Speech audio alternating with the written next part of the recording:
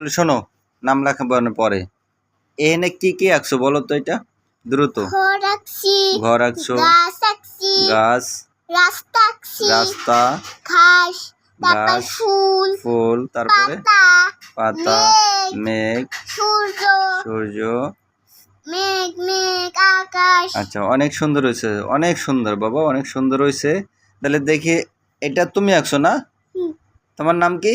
আমার নাম সাইফ। সাইদ মাহমুদ না? হুম। ওকে, ফাইন। আর আঁকছে কে?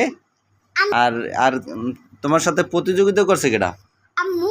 আম্মু, তোমার আম্মু আঁকছে এইটা না? হুম। আচ্ছা আমারটাকে নাম লিখে নিই। আচ্ছা, নাম লাগবে না, দেখি দেখি, দাঁড়াও, নাম লাগবে না পরে। এটা তোমার আম্মু। হুম। আচ্ছা, এখানে হইলে যাইয়া তুমি আঁকছো এই বড় খাতায় একটা গাছ প্লাস ফুল এবং রাস্তা, মেঘ, সূর্য সবই তো আঁকছো, অনেক সুন্দর, সো কিউট। এটা আঁকছো তোমার আম্মু না?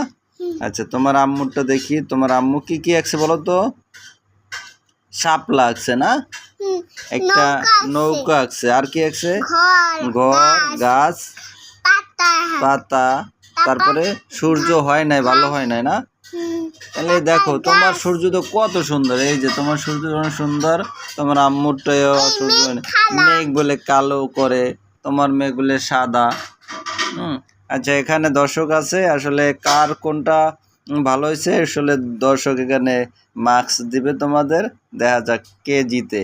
এটা হচ্ছে আমার সহধর্মিণী, আর এটা হচ্ছে আমার ছেলে। ওকে, ঠিক আছে, দেখা যাক নেক্সট